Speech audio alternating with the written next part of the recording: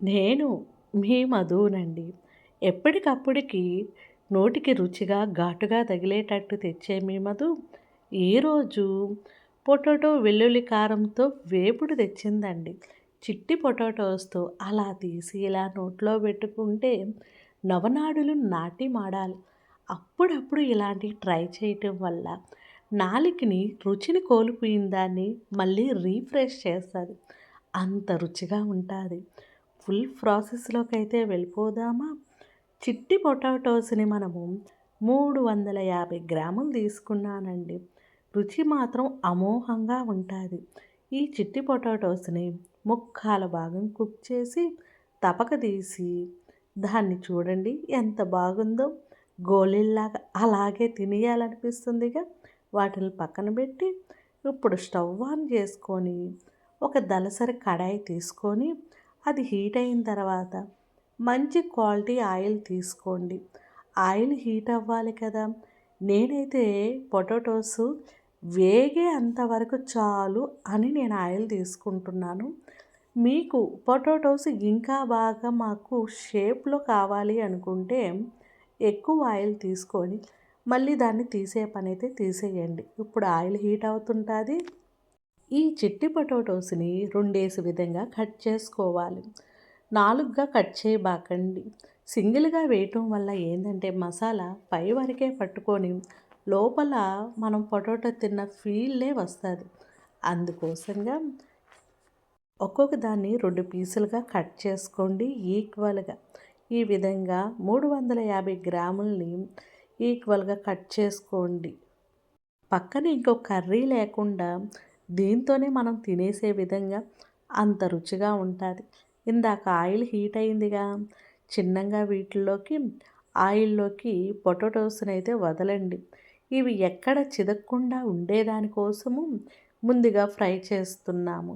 ఎందుకంటే మసాలాలోకి వెళ్ళంగానే పొటాటో దాంట్లోకి ఈక్వల్గా కమెండ్ అయ్యి మనకి పొటాటో తిన్న ఫీల్ వస్తుంది.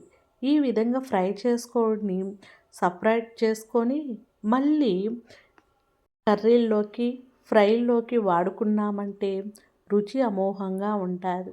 ఇలా మనం 20% ఫ్రై అయిన పొటాటోస్ని సపరేట్ చేసేసుకుందాము. ఇలాగ చిదిగినాయి అనుకోబాకండి, ఒకటి అర అలా అవుతుంది. దాంట్లోకి ఆయిల్ ఉంటే ఓకేను, ఆయిల్ లేకపోతే ఇంకొంచెం ఆయిల్ వేసుకొని పోపు వేసుకోండి. పోపు వేగే లోపల మన మసాలాకైతే ముందుగా ఎండుమిర్చి, కల్లుప్పు తీసుకోండి. ఈ రెండిటిల్ని గ్రైండర్ చేసుకోండి. ఇప్పుడైతే మంచి క్వాలిటీ అయిన తెల్లపాయలు తీసుకోండి. చూడండి ఎంత ఫ్రెష్గా ఉన్నాయి. ఎంత మంచి క్వాలిటీగా ఉంటే అంత బాగుంటుంది మన ఫ్రై. గ్రైండర్ అయిన తర్వాత దాంట్లోకి కరివేపాకు యాడ్ చేసుకోండి. కొంచెం లేతగా ఉండేది కాకుండా మధ్య రకంగా ఉండే కరివేపాకుని దాంట్లోకి ఒక అర స్పూను జీలకర్రని యాడ్ చేసుకోండి. ఇందాకటి తెల్లపాయలు ఉన్నాయి కదా, ఆ తెల్లపాయలను కూడా మీకు ఎంత స్పైసీ కావాలో అంత వేసుకోండి. మరీ ఎక్కువ వేసుకున్నారనుకో తెల్లగడ్డలు ఎక్కువ ఫ్లేవర్ చూపిస్తాయి. దాన్ని ఒక్కసారి గ్రైండర్ చేసి ఈ విధంగా కొత్తిమీర కాడలు ఉంటే వాటిల్ని కూడా వేసి స్మూత్గా గ్రైండర్ పట్టేసేయండి. ఈ రకంగా ఒక గిన్నెలోకి తీసేసుకొని ఈ మసాలానంతటిని ఇందాక ఆవాలు వేగుతూ ఉన్నాయి కదా, ఇందాక ఆయిల్లోకి ఈ మసాలా అంతా వేసినాక చింతపండు రసాన్ని ఒక కొంచెం అంటే కొంచెము వేయండి. ఎందుకంటే ఈ స్పైసీస్ని అంతటిని అది చింతపండు రసము కంట్రోల్ చేయగలుగుతుంది. తెల్లగడ్డ, ఎండుమిర్చి, పచ్చిమిర్చి ఇవన్నీ ఉన్నాయి కదా, అందుకోసంగా మనం కొంచెం చింతపండు రసం వేస్తే కంట్రోల్ అయిపోతుంది. ఆయిల్ పైకొచ్చే వరకు ఎక్కడ అడుగంటకుండా మనము అప్పుడప్పుడు ఉప్పు కారాలు చెక్ చేసుకుంటూ వేసుకోవచ్చు. ఇందాక ఎండుమిర్చిలో వేసాంగా, కొంచెం సాల్ట్ యాడ్ చేసుకొని ఒక అర స్పూను కూడా పసుపు యాడ్ చేసుకోండి. పసుపు వేయకుండా ఏ వంటకము అవ్వదు. అలా పసుపు వేసినాక మంచి ఫ్లేవర్స్ బయటకు వస్తాయిగా.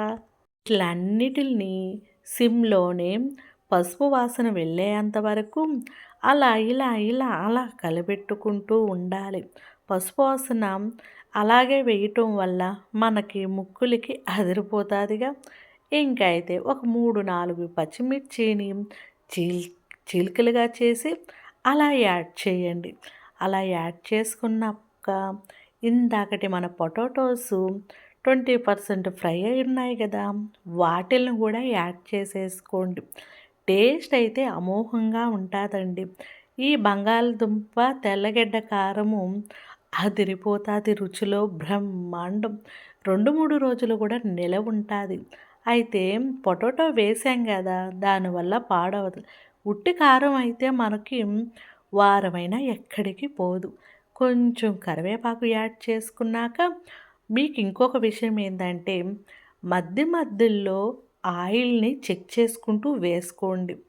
గుప్పెడు కొత్తిమీర, మీకు ఉప్పు ఏమైనా తక్కువైతే మళ్ళీ ఒకసారి ఉప్పు వేసుకోండి. మధ్య మధ్యలో ఆయిల్ కంపల్సరీగా, ఎందుకంటే ఎక్కడికక్కడికి మనకి ఈ మసాలా ఆయిల్‌ని తాగేస్తూ ఉంటాది.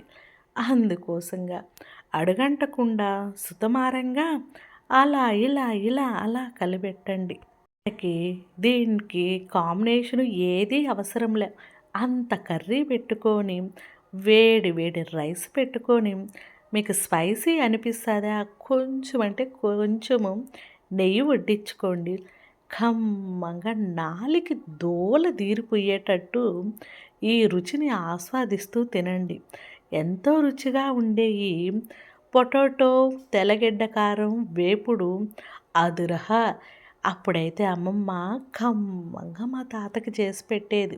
ఇంట్లో ఏ కూరగాయలు లేనప్పుడు ఇలాంటి చిన్న చిన్న కర్రీస్ వాళ్ళు చేసి పెట్టినప్పుడు అమృతంలా ఉండేది.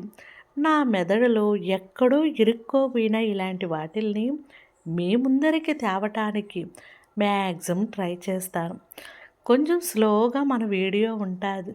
అందరికీ జర జర లాగితే అర్థం కాదుగా. అందుకోసంగా ఒకసారి చూసి అన్ని ఐటెమ్స్ తెచ్చేసుకున్నారనుకో, ఇంక ప్రాసెస్‌లోకి వెళ్ళిపోవచ్చు. మీకొక ముద్ద, నాకొక ముద్ద. నచ్చితే లైక్ కొట్టండి. వీలైతే ఫాలో చేయండి. మంచి మంచి వంటకాలతో ఎప్పుడూ మీ ముందరుండే మీ మధు. ఇంక మళ్ళీ మంచి వంటతో వస్తానండి.